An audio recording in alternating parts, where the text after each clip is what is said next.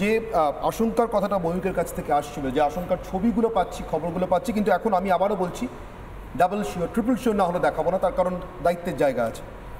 কিন্তু তবুও তার যদি 1% ঠিক হয় তাহলে পরিস্থিতি ভয়ঙ্কর।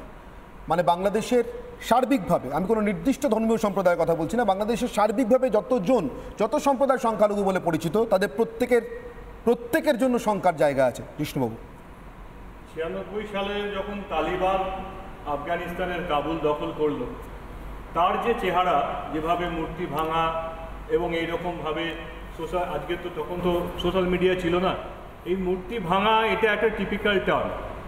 তালিবান যখন কাবুল দখল করলো, ঠিক এই এখন যে ছবিটা দেখছেন যে বঙ্গবন্ধু শেখ মুজিবের মূর্তি ভাঙছে, সেই মূর্তি ভাঙাটাই কিন্তু ইন্ডিকেশন ছিল। আমাদের আজকের যা পরিস্থিতি, তাতে দলমত নির্বিশেষে কতগুলো ভয়ানক বিপদের ব্যাপারে ভাবতে হবে। শেখ হাসিনা চীন থেকে ফিরে আসার পরেই ঘটনা ঘটেছে। আজকের আমরা কলকাতার রাস্তায় যারা এই তথাকথিত ছাত্র আন্দোলন, আদতে জেহাদি আন্দোলন, তাকে সমর্থন করেছেন, তারা বুঝেছেন না বোঝেননি জানি না, কিন্তু যদি তিস্তা প্রকল্প চীনের হাতে থাকতো তাহলে শিলিগুড়ি থেকে মাত্র 10 থেকে 12 কিলোমিটারের মধ্যে চাইনিজ বেস হতো। শেখ হাসিনা ওখানে গিয়ে বলে এসেছেন যে তিস্তা প্রকল্পের চীনের যে নকশা, সেই নকশা বাতিল।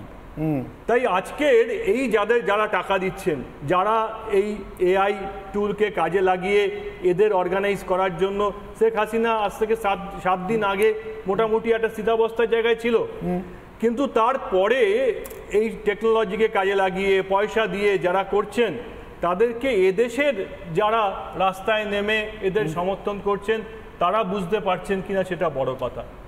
2014 সালে যখন খাগড়াগড়ের বিস্ফোরণ হয়, খাগড়াগড়ের বিস্ফোরণের টার্গেট কি ছিল? ওই বোমটা যে তৈরি করছিল শাকিল আহমেদরা, যিনি বাংলাদেশ থেকে এখানে আসা একজন অনুপ্রবেশকারী, তার কারণটা ছিল হাসিনা সরকারকে উৎখাত করার জন্য ওখানে আইইডি, ইম্প্রোভাইজ এক্সপ্লোসিভ ডিভাইস তৈরি করা। তাই আমরা কখনো বিস্ফোরণের পর তো আমরা শুনেছিলাম গ্যাস সিলিন্ডার ব্লাস্ট করেছে না, তারপরে তো ওটা দেখা গেছে যে ওটা আইইডি এবং যে টেকনোলজি, মানে স্টেট অফ দ্য আর্ট টেকনোলজিতে ওখানে বিস্ফোরক তৈরি করা হচ্ছিল। তার জন্য আজকে বোঝা প্রয়োজন যে যাদের হাতে বাংলাদেশের ঢাকা গেল, ওখানে যেটুকু হিন্দু মানুষ আছেন 8% মতো, তাদের ওখানকার সম্মান, তাদের ওখানের প্রাণের কি অবস্থা হবে, এটা সমগ্র পশ্চিমবাংলার দলমত নির্বিশেষে ভাবার প্রয়োজন। আমাদের সুরক্ষার কি হবে?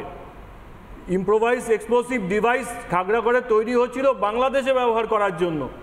ভাবা প্রয়োজন চীন এতদিন, এবারে যদি নতুন তত্ত্বাবধায়ক সরকার চীনকে আবার বরাত দিল যে তিস্তা ভ্যালি প্রজেক্ট করার জন্য, তাহলে শিলিগুড়ি থেকে 15 কিলোমিটারের মধ্যে ওখানে চাইনিজ বেস তৈরি হবে। চীন প্রত্যেকটা জায়গায় তাই করেছে। কিন্তু এই দেশের জন্য এই সব থেকে বড় ভয়ঙ্কর চিন্তার আশঙ্কার জায়গাগুলোকে নিয়ে আলোচনা না করে যা নেই, আমি আবারও বলছি, তা নিয়ে আলোচনা কেন চলছে এপারে, কেন সেই আলোচনাগুলো চলছে সেটার ফাঁকে ফাঁকে আপনাদেরকে জানাই। ঠিক ওপারে, একেবারে সীমান্তের ওপারে যা দেখা যাচ্ছে, এপার থেকে হিলি সীমান্তের ছবি দেখাবো আপনাদেরকে এই মুহূর্তে। বাংলাদেশের ওপারে এই মুহূর্তে যে ছবি আমরা দেখাতে পাচ্ছি আপনাদেরকে, হিলি সীমান্ত থেকে যে ছবি ধরা পড়ছে সেই ছবিটা ঠিক কি চলছে হিলি সীমান্তের ওপারে। এপারে যারা দাঁড়িয়ে আছেন তারা অবশ্যই ভারতীয়, ওপারটা বাংলাদেশ, এবং সেই বাংলাদেশের ভিতরে হিলি সীমান্তে, রাজধানী ঢাকা নয়, শেখ হাসিনা পদত্যাগ করেছেন, দেশ ছেড়েছেন, এখন যারা এই গন্ডগোলটা করছে তারা কেন করছে, তারা কি চায়, এবং ঠিক সীমান্তের এপার থেকে বিএসএফের নজরদারির আওতার মধ্যে পড়ে এমন জায়গা থেকে ধরা পড়ছে, এমন জায়গা থেকে দেখা যায় এমন গন্ডগোলের উদ্দেশ্য কি, এরা আসলে কি চায়, এদের এই গন্ডগোলের আসল উদ্দেশ্য কি? নিতান্তই বাংলাদেশের ভিতরে কোনো সমস্যার সমাধান, নাকি এমন কোনো পরিস্থিতি তৈরি করা যার সরাসরি প্রভাব ভারতের উপর এসে পড়বে?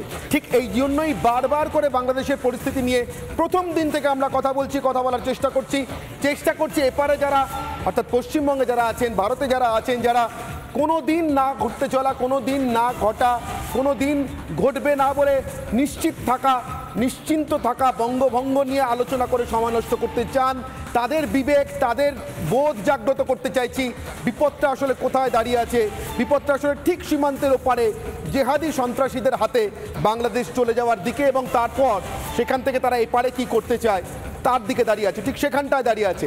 অধ্যাপক বিমল শঙ্কর নন্দ আমার সঙ্গে রয়েছেন। আমি বিমল শঙ্কর বাবু আপনার কাছ থেকে জানতে চাইব, হিলি সীমান্তের এই ছবিটা আপনি দেখতে পাচ্ছেন বিমল শঙ্কর বাবু, উদ্দেশ্যটা কি? এই ছবি এপার থেকে ধরা যায় এমনভাবে দেখানোর, এমনভাবে এই ছবির আয়োজনের আদর্শটা কি, কারণটা কি বিমল শঙ্কর বাবু? দেখো অনির্বাণ, একটা কথা বলি, সেটা হচ্ছে আমাদের কতগুলো বিষয় মানে একদম সত্যিটাকে সত্যি বলার দরকার। স্পেডকে স্পেড না বললে ওই ঘুরিয়ে ঘাড়িয়ে বাজে কথা বলে লাভ নেই। আজকে যা ঘটেছে শেখ হাসিনা বাসভবনে, ওটার সঙ্গে আমি শ্রীলঙ্কার অবস্থা তুলনা করব না, এটা তুলনা করব final take over of Taliban, যেটা আফগানিস্তানে হয়েছিল 15ই আগস্ট 2021 সালে।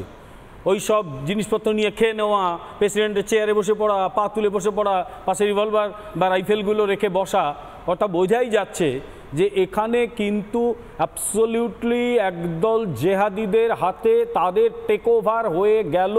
আমি জানি না মিলিটারি কতটা ওদের সরাতে পারবে। এখনও পর্যন্ত মিলিটারির ভূমিকাটা, আর্মির ভূমিকাটা একেবারে ফেলে দেওয়ার মতো নয়, কারণ ওরা শেখ হাসিনাকে বার করে দিয়েছে দেশ থেকে, আর্মির হেলিকপ্টার করেই বার করেছে। চাইলে ওরা বার নাও করতে পারতো, কিন্তু ওরা বার করে দিয়েছে, তার একটা ইন্টারন্যাশনাল ইম্প্যাক্ট হবে বলে। বিমল শঙ্কর বাবু একটু আগে জিষ্ণুবাবু শিলিগুড়ির কথা বলছিলেন, একটু আগে 15 কিলোমিটারের মধ্যে চলে আসার কথা বলছিলেন। শিলিগুড়ি থেকে দেখতে পাওয়া যাওয়া ছবিটা দেখাই এবার। হিলি সীমান্ত দেখালাম, বিমল শঙ্কর বাবু আপনি দেখুন, আপনারা সবাই দেখুন, শিলিগুড়ি থেকে দেখতে পাওয়া যাচ্ছে বাংলাদেশের ভিতরে কি ঘটছে সেই ছবি, মানে এতটা কাছে।